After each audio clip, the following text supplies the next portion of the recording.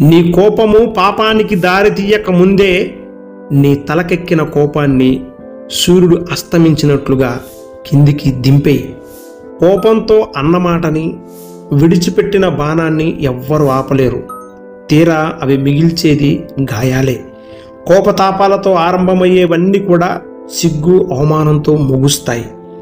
ఇంకో అద్భుతమైన విషయం ఏంటో తెలుసా? అసలు కోపం ఎవరికి వస్తుందో తెలుసా? తప్పు చేసిన వారికే త్వరగా కోపం వస్తుంది. కాబట్టి సహోదరి, సహోదరుడా, నీ కోపమే నీ శత్రువు అని నానుడి ఉండనే ఉన్నది కదా. నీ కోపం ద్వారా నీవేళ నీకు శత్రుత్వాన్ని పెంచుకుంటావు. కోపం వచ్చినప్పుడు సాధ్యమైనంత వరకు బైబిల్ చెప్పినట్లుగా నిదానించి కోపపడటం మానుకో. ఒక వ్యక్తి విమర్శించబడటానికి ఘోరమైన గొప్ప గొప్ప పాపాలు ఏం చేయాల్సిన అవసరం లేదు. కోపపడితే చాలు అంటాడు ప్రభు. మత్తయి సువార్త 5వ అధ్యాయము 22వ వచనంలో, నేను మీతో చెప్పునదేమనగా, తన సహోదరుని మీద కోపపడు ప్రతివాడు విమర్శకు లోనగును. బైబిల్లో ఒక వ్యక్తికి కోపం వచ్చింది. కోపం వచ్చినప్పుడు ఏం చేశాడు తెలుసా? తన తమ్ముణ్ణి చంపేశాడు.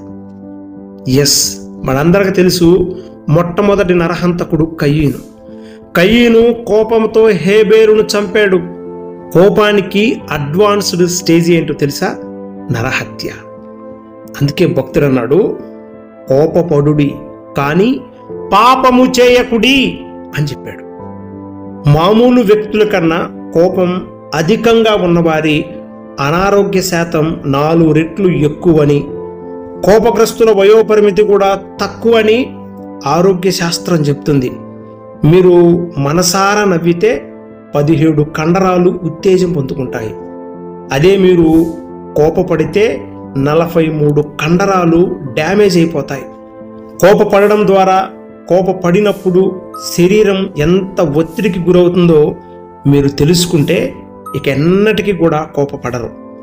కోపం వల్ల అనేక రోగాలు మనిషికి వస్తున్నాయని ఆరోగ్య శాస్త్రం చెబుతుంది.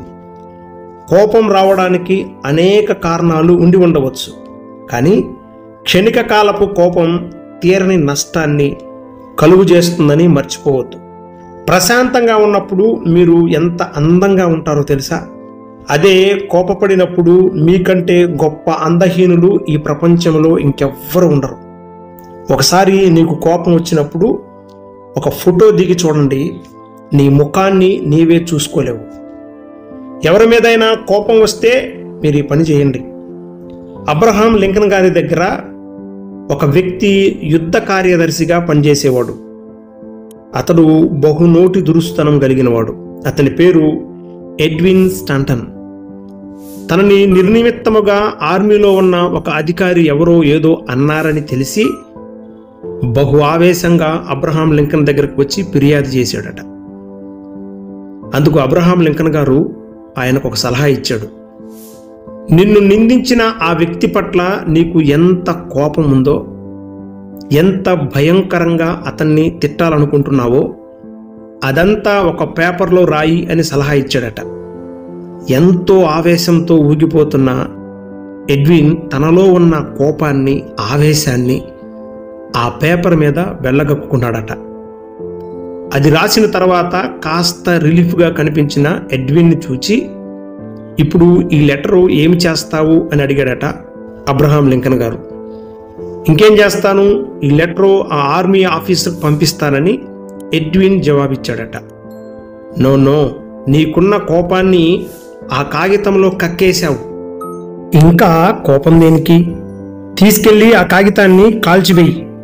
తర్వాత ప్రశాంతంగా కూర్చొని మరొక ఉత్తరం రాసి నువ్వు చెప్పాలనుకున్న దానిని అర్థమయ్యేలాగా అతనికి చెప్పు అని సలహా ఇచ్చాడట. నాకు కూడా ఎవరి మీదైనా కోపం వస్తే ఇదే చేస్తాను, అదే నీవు కూడా చెయ్యి అని అబ్రహాం లింకన్ గారు చెప్పారట. అవును, ఆవేశంగా కోపంతో ఉన్నప్పుడు మనం ఎంత తక్కువ మాట్లాడితే అంత క్షేమం, మరింత లాభం కూడా. ఎందుకంటే కోపంలో ఉన్నప్పుడు మనం నియంత్రణ తప్పి మాట్లాడడానికి, నోరు జారడానికి, తద్వారా పరిస్థితులు చేజారిపోవడానికి ఎంతో అవకాశం ఉంటుంది. ఇంకా మనకు కోపం వచ్చినప్పుడు పెద్ద పెద్ద నిర్ణయాలు కూడా తీసుకోకూడదు. సాధ్యమైతే అబ్రహాం లింకన్ గారు చెప్పినట్లుగా ఎవరి మీదైనా కోపం వస్తే అతని పట్ల ఏ విధంగా ప్రతిస్పందించాలని తలంచావో అదంతా ఓ కాగితంపై రాయడం మంచి అలవాటు.